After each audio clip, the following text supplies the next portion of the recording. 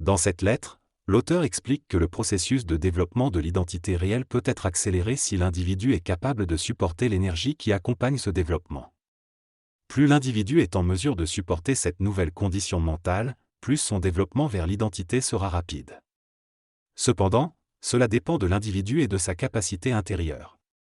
Il souligne que certains individus ont la force intérieure nécessaire pour atteindre un plein développement de leur identité, et ce sont probablement ces individus qui seront en mesure de supporter la puissante manifestation de leur énergie à travers leur centre psychique. Il est important que chaque individu, en fonction de sa nature et de sa conscience, prenne conscience de la qualité absolue de sa conscience et puisse supporter cette qualité absolue. Cela permettra à l'individu de se libérer des mécanismes inférieurs du mental et de se connecter au processus créatif du mental supérieur. L'auteur mentionne également qu'il y a une lutte interne, une déastralisation du mental, que l'individu doit vivre dans le développement de son identité. Plus l'individu est capable de supporter cette conscience en évolution, plus il avancera rapidement vers le plein développement de son identité.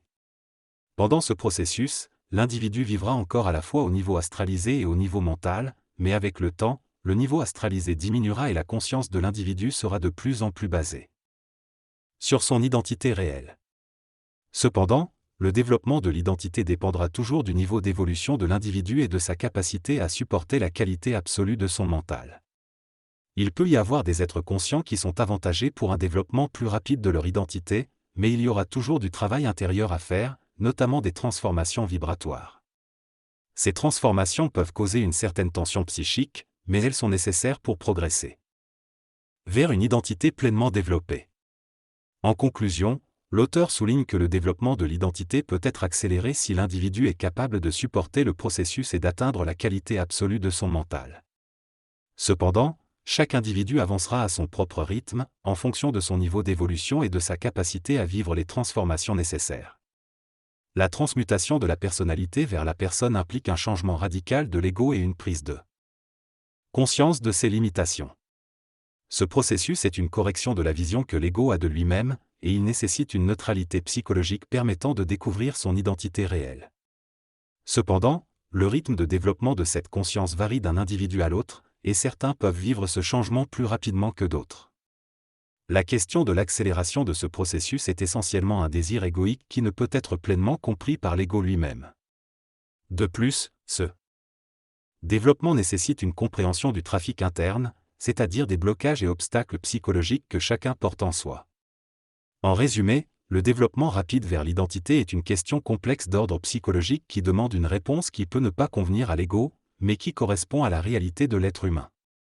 Pour découvrir notre identité, il est important d'observer comment nous réagissons lorsque les choses ne se passent pas comme prévu. Cela nous permet de mesurer notre capacité à surmonter les obstacles sans laisser nos émotions nous affecter. Chacun de nous est capable de se mesurer et de reconnaître ses propres défauts et jeux égoïstes. L'identité consiste à se voir de manière transparente, sans être aveuglé par notre ego. Il est nécessaire de supporter les mouvements et les changements pour avancer rapidement vers notre identité. Cependant, nous ne sommes pas toujours conscients de notre propre résistance. La transformation se fait sans effort de l'ego et dépend de notre capacité à supporter la transmutation. L'évolution et la fusion avec notre esprit ne sont pas liées à des aspirations spirituelles ou égoïques. Si nous voulons aller vite, c'est peut-être parce que nous recherchons un répit ou une finalité, mais cela demande une introspection profonde pour reconnaître les mécanismes qui nous illusionnent et nous empêchent d'atteindre cette finalité. Cela nécessite une force intérieure qui résulte de la transmutation de nos corps. C'est un processus à la fois en spirale et vicieux, nous voulons avancer mais nous ne pouvons pas, jusqu'à ce que nous réalisions que nous pouvons et que nous éliminions les éléments qui nous empêchent d'avancer. Le développement de l'identité de l'homme est un processus complexe qui nécessite la capacité de reconnaître et d'actualiser absolument son intelligence et sa volonté. Cela implique d'être en harmonie vibratoire avec l'énergie créative de son esprit. Pour avancer rapidement vers son identité, l'homme doit être capable de supporter sa propre intelligence et volonté face aux illusions créées par le double, qui est une forme d'intelligence. Cela demande un équilibre entre cette intelligence et l'homme lui-même. Le chemin vers l'identité ne consiste pas seulement en une réorganisation psychologique, mais aussi en un développement psychique et une transformation énergétique de la conscience humaine. Il s'agit de passer de l'absence d'identité à une identité réelle en établissant un contact universel entre le cerveau éthérique et le cerveau matériel. Ce processus de développement de l'identité nécessite une mutation et une transformation profonde, plutôt qu'un simple ajustement de la psychologie humaine. Il ne peut pas être accéléré en se concentrant uniquement sur l'aspect psychologique, mais il doit être compris et soutenu dans sa réalité psychique et vibratoire. Chaque individu doit suivre son propre cheminement vers son identité, en fonction de sa propre évolution et de sa capacité à percevoir les jeux du double à travers sa conscience. Il s'agit d'un voyage personnel et unique, qui demande du temps et de l'engagement pour atteindre une harmonie parfaite entre l'homme et les plans supérieurs de réalité. Pour passer de l'involution à l'évolution, de la personnalité à la personne, il est nécessaire que l'homme fasse une profonde transformation de son être. Cela implique une révolution de sa psychologie personnelle, de sa nature et de sa façon de vivre. Il doit développer une nouvelle puissance mentale, basée sur la puissance révélatrice de son double, afin de pouvoir supporter la présence pénétrante de son identité cosmique. Plus l'homme sera capable de supporter cette présence, plus il pourra évoluer rapidement. Certains individus ont plus de force intérieure car ils sont plus évolués et ont une plus grande connaissance non révélée du réel. Ils découvriront leur identité lorsque leur ego sera capable d'en supporter les conséquences.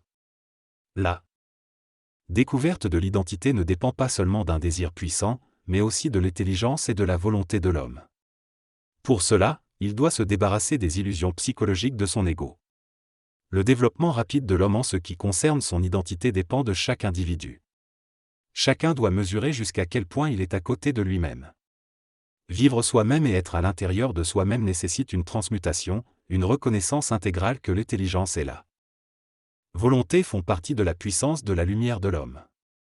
En rencontrant les hommes de l'involution, l'homme pourra comprendre que le niveau d'intelligence et de volonté involutive est sans issue comparé à celui de l'homme de demain. L'identité de l'homme est liée à la relation entre la lumière et l'ego, et ne doit pas être confondue avec une identité sociale basée sur l'argent ou le succès. L'identité future de l'homme est liée à la fusion de l'esprit et de la matière et ne peut être substituée par une identité involutive.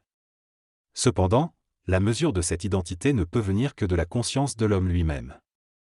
Certains individus pourront atteindre cette identité dans cette vie, tandis que d'autres devront attendre une autre vie. L'homme nouveau ne se nourrira pas des succès et des identités sociales éphémères, mais sera capable de se tenir sans support extérieur, dans le vide psychique de son ego intégralisé. Il revient à chaque individu de déterminer le niveau de bien-être dans sa vie, et lorsque l'homme sera parfaitement bien, sans avoir besoin de rien d'extérieur, ce sera son identité réelle et elle grandira de plus en plus dans la mesure où il évolue. Au fil de l'évolution, il est prévu que notre niveau de conscience passe d'une dimension matérielle à une dimension éthérique, devenant ainsi de plus en plus occulté. Cela signifie que notre perception de la réalité se déplacera vers des plans plus subtils et spirituels. C'est ainsi que nous évoluerons.